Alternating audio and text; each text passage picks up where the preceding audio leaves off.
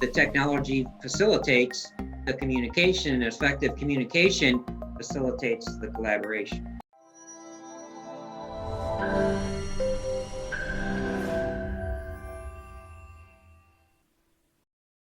Hi, good morning, good afternoon, good evening, everybody. I want to welcome you to Collective Conversations. I'm here with Ernie Humphrey, and we'll be talking about Collective Conversations is dialogue and conversations with accounting, finance, and FP&A leaders all across the world. Ernie produces great content. If you haven't checked him out on LinkedIn, he has tremendous amount of content talking about accounting, finance, and FP&A. And I want to start off this podcast. Ernie, welcome to the podcast, and thanks for joining us for Collective Conversations today. Thank you very much. It's an absolute pleasure to be here, and I always enjoy sharing my unique experiences and conversations with everyone. Awesome, and I see the background, man. You're a Purdue guy. I'm a Absolutely. Hoosier. I'm a Hoosier through and through. So now that's okay. They actually make fun of me because I've actually become a little bit of an IU football fan this year. It's just, I know. It's just a shame their quarterback got hurt, but it's a bucket game this weekend unless we have COVID. So yeah, it's going to be a big weekend. Who would have ever thought? Only in 2020 would IU have a good football team, right? Like it's never been that way. Yeah.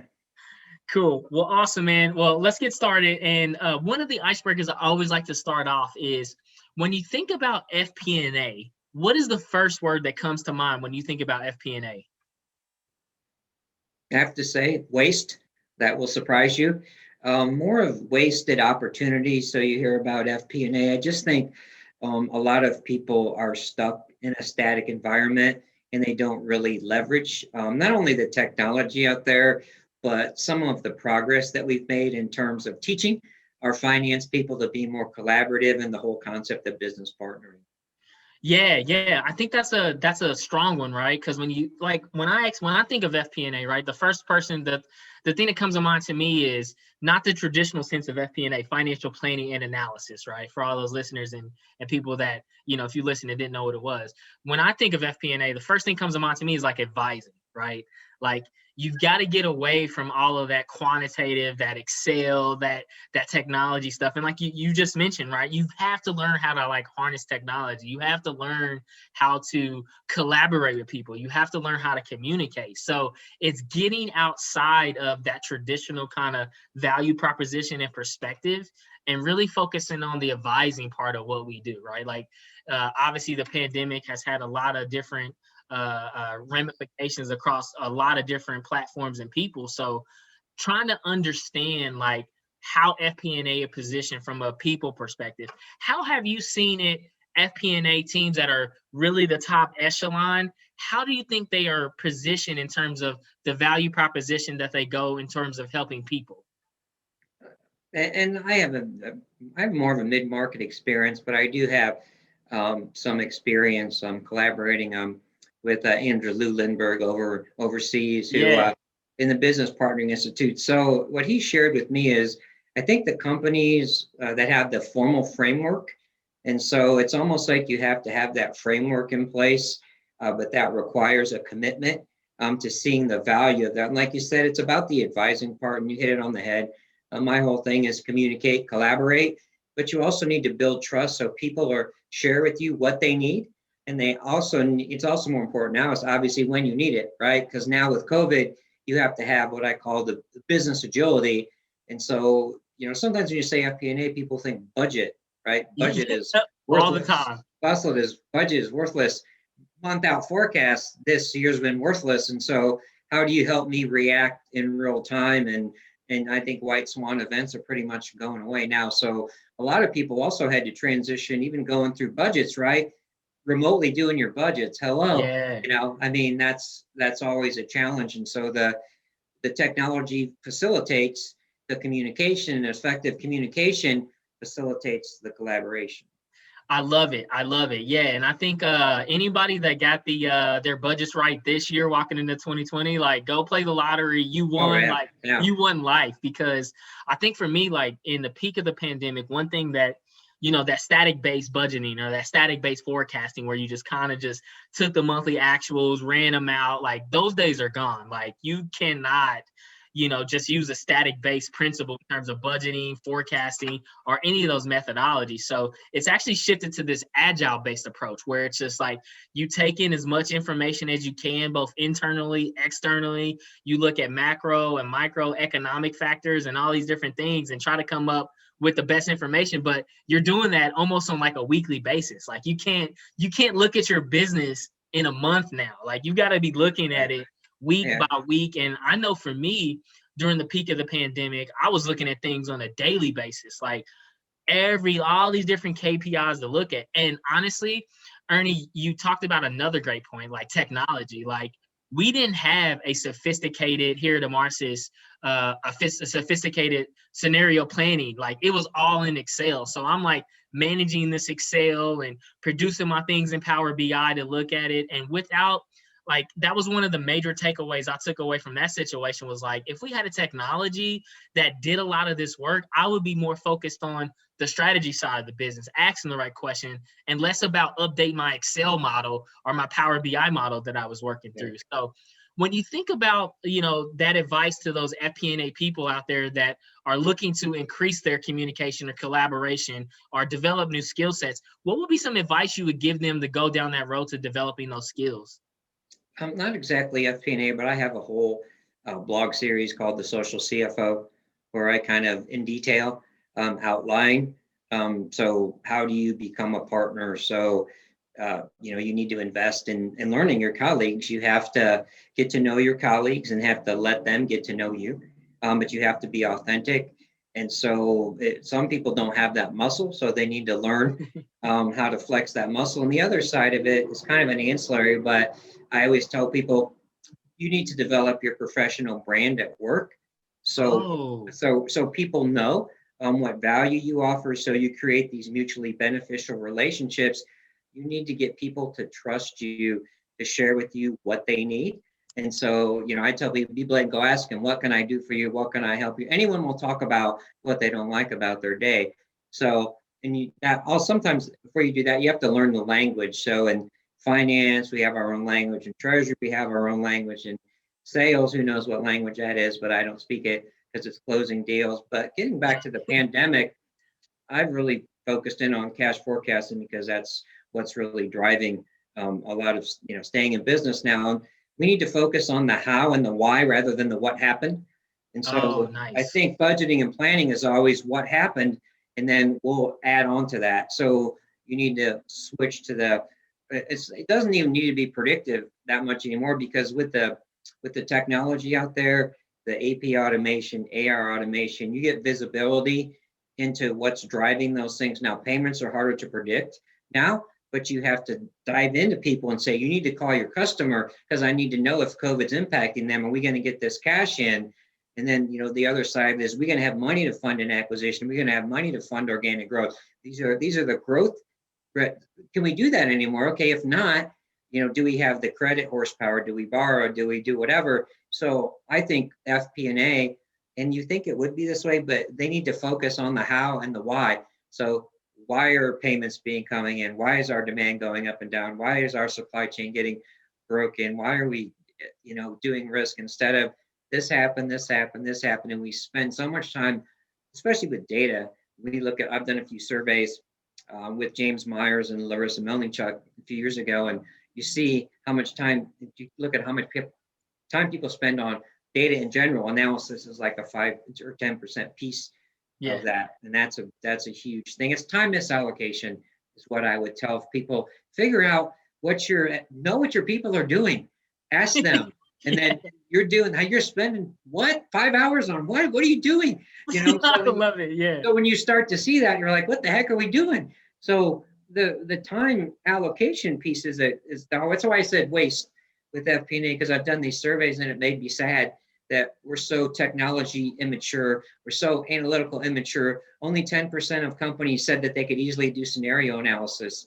And so to me, it was like we talk. Oh, rolling forecast, and I'm just like, it's not happening, people, So how do we get it to actually, come to fruition? And I think some of it is you get back to blocking and tackling. So if you look at what's important in the forecast, it's the revenue, right? How do we forecast the revenue? Oh, if we really look at the how and the why and understand that, oh, now we can go to the CapEx and the things that kind of fall off the cash flow piece of it. Yeah, I love how you put the how and the why. I think that really resonates real strong with me, because I think so much time, like we're as FP&A, we're trying to find out like the root cause of it, but we just don't ask those general business questions like, why did this even happen? And I think like that level of intellectual curiosity is really, really a strong suit of FP&A. Right? Like when I look and see kind of how my team, and I have a small team of just 3 people, and we manage our entire America's accounting, finance, and FP&A operations. But we're like the why people, right? We're the ones that's always asking why is it like this? Why the customer do this? Do we expect this? How did this happen? And I really like how you articulate that, because I think most people are trying to find the quantitative reasoning and not really understanding the story. Right? They're trying to get to the period or the question or the exclamation point at the end of the sentence, but missing the whole context of what the sentence is trying to tell. And I think like, as we go even deeper into that, when you talk about like looking back at the pandemic, right? And I remember going through that and working with some clients and also working in our internal business, right? Like one of the key takeaways I've taken away from that was just really this approach around empathetic, data-driven decision making. And you mentioned, like, you talk about rolling forecasts, big data, all these buzzwords that are kind of out there. And I think, data-driven has like been a buzzword since it's been a buzzword a long ass time, right? But adding this empathetic, data-driven decision-making model where you listen to people, you incorporate the human aspect of every business decision that is ultimately going to impact people. And COVID-19 and the pandemic has really brought that to light to accounting and finance and CFOs. So what's your thoughts on how decision-making and partnering through the pandemic has really changed for finance and accounting and FP&A professionals?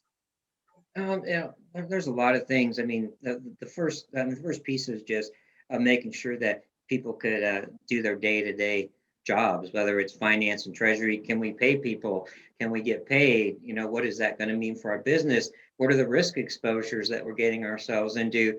And so I think I call it the next normal. So like, what is business as usual? Yeah, what is that? What is that? Yeah, I'm curious. What is that? But then I think in some ways it's been good because it's made people be a little bit more creative in how they keep people engaged and showing people that you have to learn how to keep your camera on.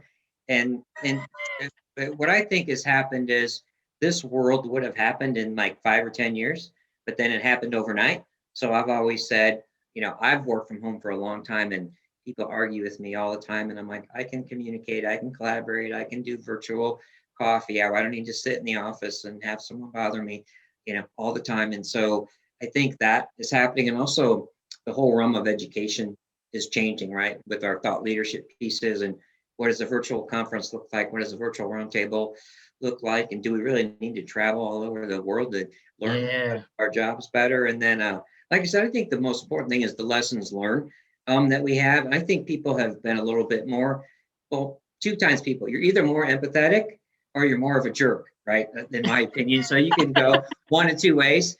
And so, but the cool thing is like people not like me that don't have a Zoom background, like you're seeing into people's houses, so I think it's helping people become a little bit more, connected. So I think that it seems like that'd be opposite. And then the other thing that I've found is that people have found that the on-off switch is actually harder at home. So it's harder to unplug. So people thought, hey, I'm going to go to home and walk my dog and work for 2 hours a day. And then they find out, those of us that have worked remotely, that we have to unplug. And so I think on the leadership side, it's an art to manage someone to work remotely. So you have to do it yourself, but then you also have to teach your people how to work remotely. So, and also how do you collaborate, right, remotely? What does that look like? And so my company started using Slack, which I really enjoyed just for now, face-to-face, because it's like really organized email.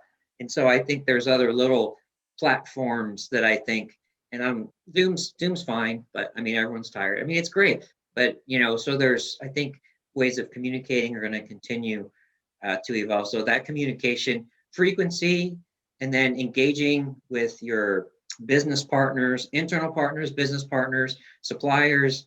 So I think resetting expectations is something that people would have done well to do. And if they've done that at every quarter, we should say, okay, what are you expecting of me? What am I expecting of you? Has that changed? And so I think people have gotten a little bit more agile, right, in how they partner with people. So I think Right. it's almost like more of a partnership. I call it productive agility, but it's also I kind like that productive agility. And I yeah, think that you hit the nail right on the head too. Is like, I love how you said like this happened overnight. Because yeah, to people like me and you that are so used to yeah, that empowerment and just yeah, like we know what we need to do and we go get right, it done and kind of have the leeway of doing it.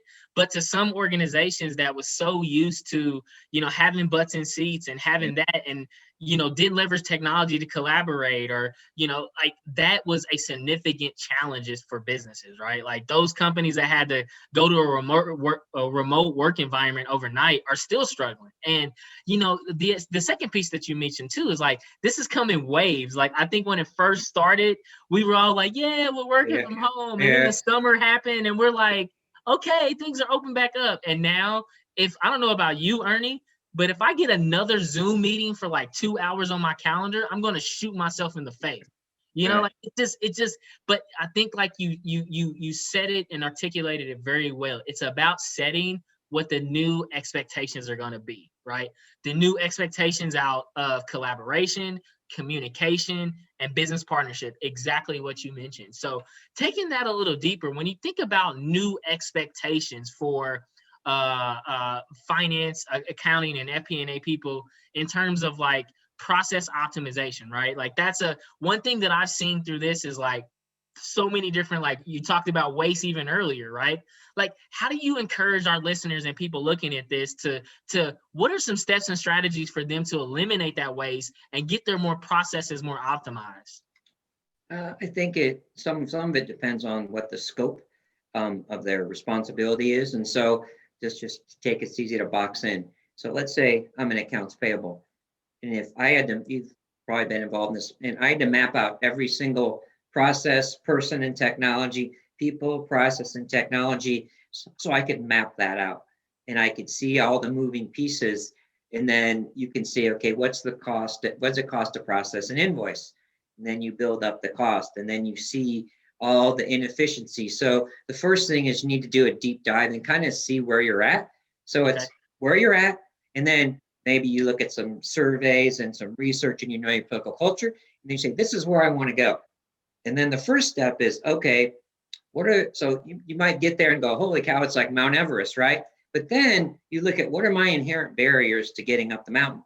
Well, maybe my technology stinks or my people stink. So what happens if you remove those inherent barriers before you invest money? Oh, now I think I can walk up the mountain. So I think a lot of people, they look and they just like get freaked out. Yeah. And so it's just keep it simple.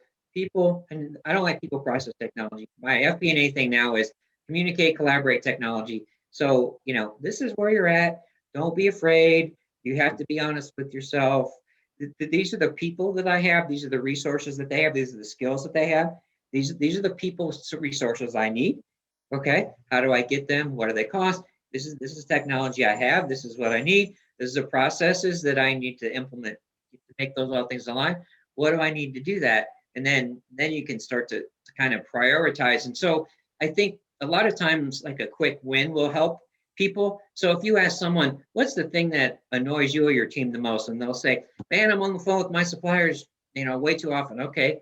So let's look at how we do that. And then usually if it involves technology, they'll have their business case will be even stronger. So, oh, Yeah. by the way, I'm doing X. Oh, by the way, we can do payments, by the way. So I think keeping it simple, putting a box around it. This is where I'm at. This is where I want to go. And then these are the gaps I need to fill. Yeah, I think that's I think very valuable to everybody listening and looking at this is like establishing that baseline, like you said. Right. Yep. You got to know where you're at. If Right. you can't climb Mount Everest, you can't know where you want to go unless you establish a baseline. I think so many times where I see this, and you probably see this in the work that you do and the stakeholders that you have, a lot of people think that technology is going to solve all of their problems, right? Like they just go into it and they're going to get the shiny new Tableau or the shiny new ThoughtSpot or the shiny new Power BI model. And they think like this is going to solve everything, right? And to me, like that's always like technology is like the last place to go. The first place you should always start in establishing your baseline is with your people. Like do that skill inventory that you mentioned. Like get a survey of the skill sets that you have on your team, right? Like I know for us as a global business, most of my team are very tactically and strategic driven people. We understand the value of business partnership. We drive high performance. We're technology savvy. But you compare us to like our EMEA operations in Europe or APAC, they're typical accountants, right? Which is not a bad thing, right? Like you gotta have that. But at the same time, like if you're trying to shift to be a valued advisor in the business, you're trying to shift to be this communicator, this person that loves technology, and you have a group of nothing but accountants, that people gap is going to be difficult to go through. So I think like for a lot of people, it's difficult for them to know like where do I even start? And you hit the nail right on the head. Establish the baseline, do an inventory, maybe identify what those key processes are inside your business and how you can go make incremental steps. Like, and just know like it's not a one-trick pony, right? It's going to be a process and a journey for you to continue moving along. So I appreciate that insights, man. I think that that's very unique in terms of looking at it that way from a process perspective. Yeah, I think So, let me go back to people for a second, yeah, because I think a lot of times, like you said, I think if you look at your team, it's like the weakest link. The weakest link is the weakest link of your team. So you yeah, need to empower your people to cross train. You need to make them cross train each other. And so not everybody is an AI expert, but I'd like to have an AI expert. And I want to have a people person, and he's going to train up everybody else. And so each person sees their value, and then the best people can lead or be on a team. And not very many people can do that. And then on technology, you nailed it. It's like if I'm trying to drive a Porsche because I want to back out of my driveway, it's like that's just stupid. So I tell people I used to do cash. I was a quantitative analysis person. I taught PhD level econometrics at Purdue as a graduate student. I go to my first job. They have a demand forecast. This guy uses Excel. He's got some slope, mean and a seasonal shifter. And I'm like, I'm going to do a Monte Carlo analysis. I'm going to blow this guy out of the water. And he was like 95% accurate. And I was like, I could only get like 50. So that's how I learned my lesson the hard way. yeah, yeah, and it is those trial by errors too, Yeah. right? And like I think every business, when you talk about the three aspects, and you look at them differently, I look at them as Yeah. people, process, and platform. But you have to, establish initiatives and, like you said, small wins across all those different areas, because you're not going to tackle moving from being a scorekeeper to a valued advisor overnight. That takes time, that takes investment, that takes some hard decisions, that takes some real difficult conversations to do down that path. But if you focus on a strategy, whether that's quarterly or monthly, to develop these things along the way, that's when you get that momentum going. And again, I think a lot of leaders, they get caught down in the minutia, right? Because let's be honest, there's a lot of information out there, and you see a lot of people that already reached that mountaintop, and you're like, man, like they reached the mountaintop, but they work for Microsoft. Like I can never be able to do that, and that's a common misconception that people think because you need more resources and dollars and like headcount to make that transition, when it's not the case, right? It's being intentional. It's establishing the baseline, planning the work, and working the plan. That's how you move across those different spectrum, right? Yeah, I mean, that's a great point. So I tell people that some technology really empowers what we call best practices. Technology used to be a competitive advantage before we started moving into the cloud, and now that's gone away. So I tell people You could be best in class anything. I don't care if you're a 1-person company, 10-person company. That's no longer the issue. The issue is what you do and how you do it, right? And why you do it, and that everything else is kind of an excuse. But it did used to be that way. I used to get so frustrated. I go to a conference. How does Microsoft manage cash? I really don't care because I'm not Microsoft, and I can never get the tools, and I can't use the same strategy. But now you can, right? And so you level that playing field out, and that's what I love about my job is I help people kind of, I want to be best in class or whatever. And so one of the things that I do, which is not exciting, is webinars. But Yeah. I'm one of the best webinar providers in the world.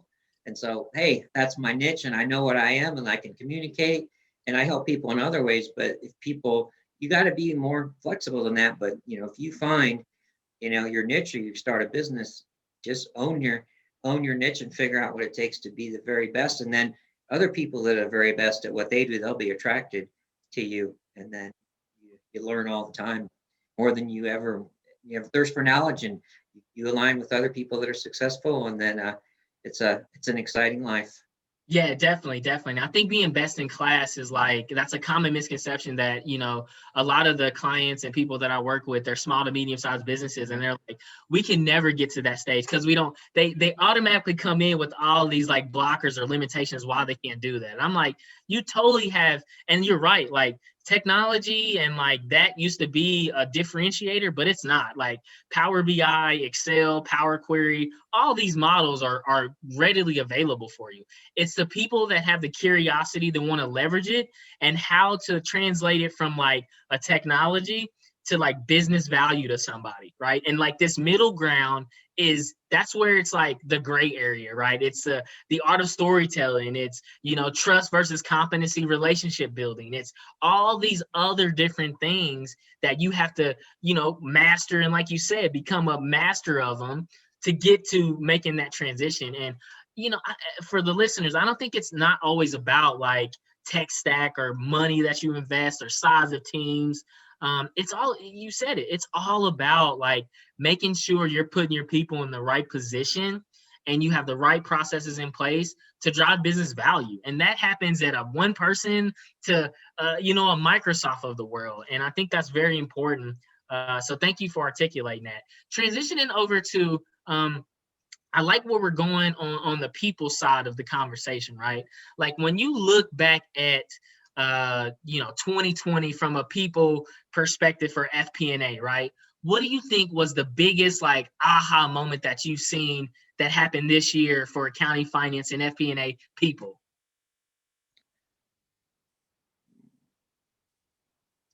I think it was a couple of things. Aha, we have too much people, and aha, we suck at collaborating. Really. Yeah. Because if you're not in the office, you know what I mean? Right. I would say you realize how rigid your value is, right? How you're in a box, and if anything changes, so again, there's no agility to the value of my agility. I'm rigid, right? I'm like a stone, and you tap on me, and the house of cards kind of falls down. So I think that was kind of something. You don't know what you don't know, right?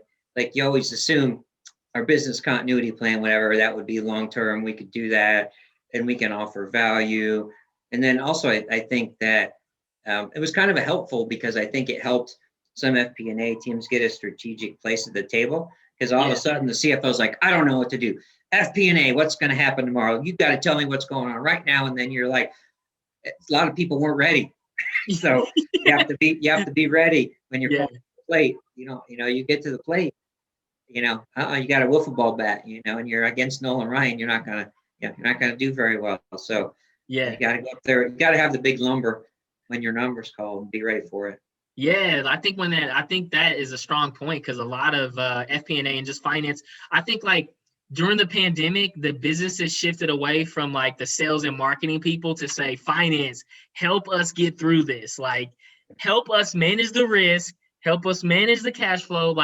You guys are front and center to help us get through this. And you see some you see some organizations and industries, like I salute the airline industry that have made tremendous, like I read about the airline industry, not just in the US, but across the globe, how innovative, how like quick they are to say, you know what, we've got to keep this, how creative they are with incentives and programs and like supply chains. And like I was reading something where Delta was able, you know, in like 2 months time to reduce their daily cash burn from $25 million down to like $10 million, and they're continuing to reduce it. And like that kind of innovation, and that kind of forefront, like you said, you got to be ready for that. In some industries and organizations, they were not, they didn't have the people, they didn't have the value proposition, they didn't have the, they were rigid, as you mentioned, they didn't have the agility to go out and say, yeah, we're ready to manage the risk, we're ready to navigate the business. And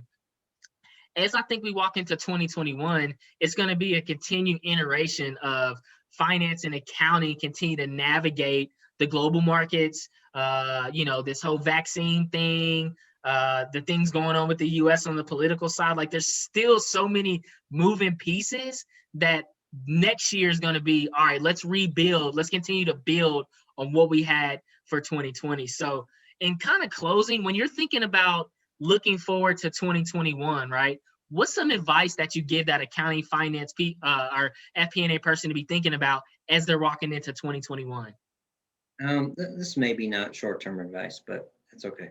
I like to talk about what I want to talk about, so that's why I'm here. So to me, I think you take stock of what your professional brand is, both in your company and then your professional brand with your peers. What does that look like? In work, do you know who you want to know? What's your relationship with them? Or do you know someone who knows who you want to know? Right? What relationships do you need at work to make you successful in any business environment? One, within FP&A, whatever that is. What about accounting? What about sales? What if you want to go to your peers? Okay, what are the things in my company that are unique to my industry? I want to connect with people on LinkedIn that, like in the airline industry, okay, who do I know? How do I connect with them? Do I know someone that needs to connect with them? And then I think people are looking at their value proposition. Right. So take a look in the mirror. What skills do I have? What skills do I need? And I'm sorry, I say this all the time because I'm older. You don't need to pay 10 grand to be emotionally intelligent. You don't need to pay 10 grand to learn how to, you can go to Google or YouTube and type it in. Sorry, that's the world we live in. And I joke, I'm like, give me an interview on anything except for being a heart surgeon. Give me 2 weeks and I bet I can convince you that I know a lot about it. Right. So that game is gone. And if you want to learn something, you can figure out how to get it for free. Definitely. Pretty sure. So, you know, just also think about what is it that's going to take you to the next level? What skills or what relationships are you going to have? And then if you don't know the answer, talk to your peers, talk to your boss. I would say have a conversation with your boss going into 2021 and say, okay, what is it that I can do for you and the company to offer the most value? And then ask them, say, I'm willing to learn anything that you want. What can I do? And then you could, what really is empowering is if you become the expert.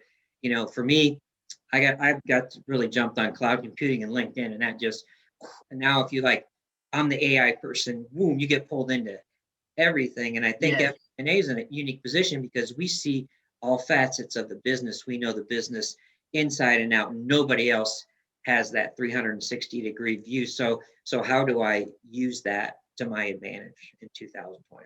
Yeah, I think you hit the nail right on the head, man. It's like we have the luxury and also the difficulty of being the gatekeepers and seeing the writing on the wall. Like typically, like we're the first ones to know, like if some shit's about to go down, about to hit the fan, yeah. Yeah, we kind of like, okay, like conversations are different, documentation requests are different.